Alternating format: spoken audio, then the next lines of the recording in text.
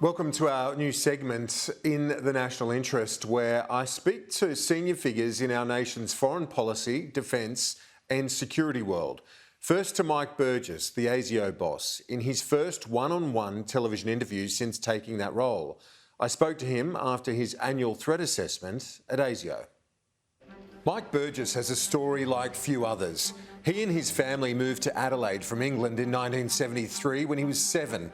His dad was a storeman, his mum a cleaner. They were 10-pound poms. Mike was the first in his family to go to university, becoming an engineer. Just over 24 years ago, he spotted a weird, what he calls geeky-sounded ad in the newspaper. It was short on details of who was recruiting, but being curious, he thought he'd give it a go. When he rang the number listed, all he got was a hello. He responded with hello, and after a short pause, all he got was another hello.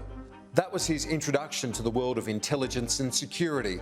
Since then, his passion for technology has taken him from the Defence Signals Directorate back to the private sector as Chief Information Security Officer at Telstra for 4 years, before returning to the Australian Signals Directorate, where he started back in 1995, but this time he was the boss. And then in 2019, he was appointed Director-General of Security, the head of ASIO, Australia's top spy.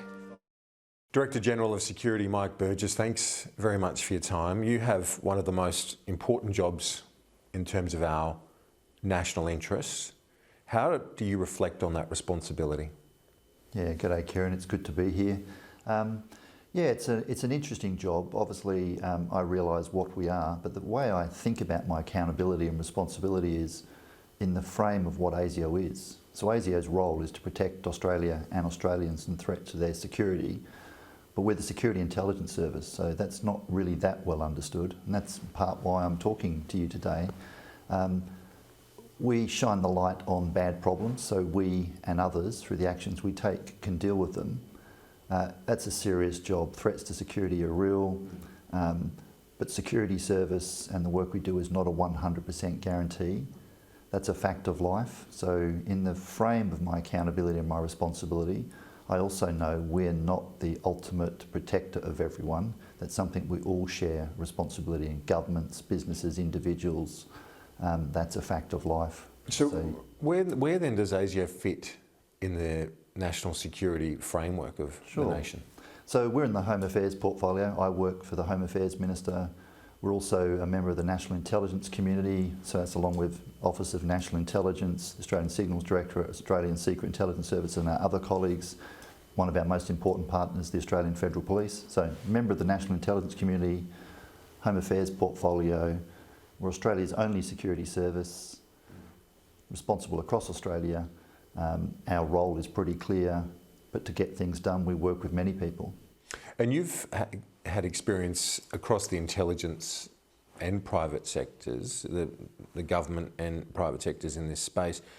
Has your time in the private sector with a senior role at Telstra and other roles, but has that informed your role now as the ASIO chief? Oh, absolutely. I mean, it's informed me as a person and as a professional. I started life out actually working in the private sector, saying I would never work for government, young man's immature views, but it certainly does actually help me seeing it from another perspective. Yeah, sure, Telstra's big business, but actually their perspective is important, as is the customers of organisations and citizens. So all those different perspectives has broadened my views on things. It's also strengthened my role, and for me, for this role right now, so identifying and managing risks is, let's face it, in this world in which we live in, there are risks and you can manage these risks effectively. To do that, you've got to know what the problems are, and that's ASIO's principal role, shining the light on threats to our security. And one of the things you've done as well, and you touched on it a bit earlier, is this greater engagement with the Australian community on social media. That famous tweet that you sent, long-time listener, first-time caller, or something, words to that effect, got a lot of laughs, but it's important too. Why is it important? Well, again, I think in the society we live today, it's important that the citizens of this country actually understand what organisations like the Australian Security Intelligence Organisation is. Really important. We're in a world of hyperconnectivity, technology. we have these debates about what does private sector and the big tech players know about us and how do they influence us and is that good and bad? Just as even though people have known we've been around, there's a lot of people, and I'd note even with our history, that probably have the wrong view about what we are. And I think it's really important that we explain that. It's also important from a point of view of the people we need in my organisation to do the job. To do our job, we have to represent Australian society. I need Australian society to know what we are, and actually when you come and work here, how you can contribute to protecting Australians. And before you took on this role as Director-General of Security, you were the head of the Australian Signals Directorate at two different organisations, similar field. As a leader of those organisations, did they differ in culture, different approach to things? Yeah, they do differ in culture, but that's really defined by their purpose. The common thing is you have men and women from across this country who actually are motivated by making a difference for the security of this country.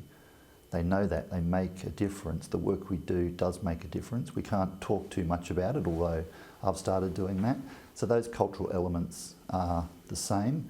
Of course, the Australian Signals Directorate, a highly technical organisation. So there's something interesting, and I can say this as an engineer, no longer practising. The technical community is a strange but powerful mob. There's a cultural element to that. Here, we're more in the people business, although we do a hell of a lot with technology. Different culture, different missions, but in the end, Australians wanting to make a difference, and that's a great ingredient to get the job done. Your predecessor, Duncan Lewis, has said that the threat posed by espionage and foreign interference poses a greater threat to Australia's national interest than terrorism, that essentially a terrorist attack can have an isolated impact and create a lot of fear, but foreign interference undermines confidence in our political system, for example. Do you agree with that assessment? Yeah, I think there's some courage there in Duncan previously coming out and talking about that.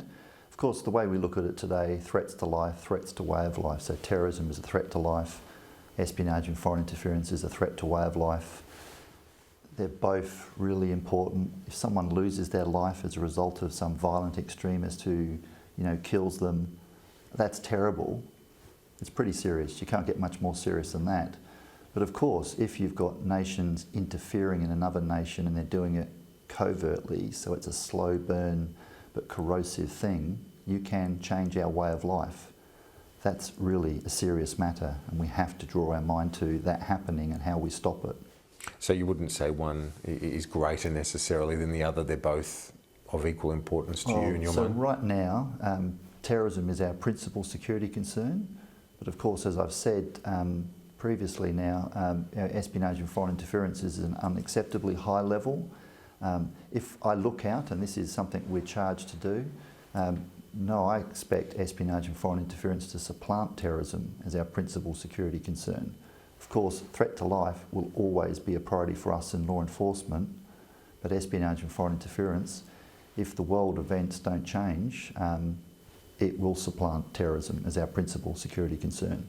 And you've been busy on that front, this organisation, double digits, I think, in terms of the numbers of spies sent packing, including a nest of spies from one country, not China, clearly, because you said it's not from our region. Mm-hmm.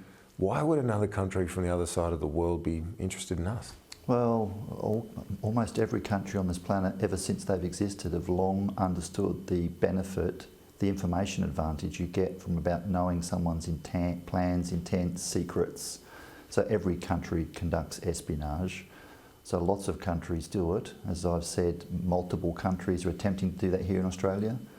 Australia has foreign intelligence collection agencies. We too do it, so we shouldn't forget that ever. Everybody does it. There are many countries who would have an interest in things that I've talked about. Our military secrets, our government's plans, what are they really thinking, our export industries, research, tech sector, medical expertise. Why can't you say where that nest of spies comes from? What's the thinking on that? Well, it's simple for me. My job is to identify the threat and deal with it. It's not for me to publicly call out the countries we do it. That is clearly a matter for government, because when a government chooses to attribute some form of espionage or interfering activity to a country, they have to take into a whole range of other factors which I simply wouldn't and don't need to get involved in, so it's not for me to do that. I think attribution is actually a distraction, because in the end we all do it, and as I've said, if I'm pointing my finger at you, accusing you of espionage, I've got three fingers pointing back at me. Australia does it as well, so be very careful when you call countries out.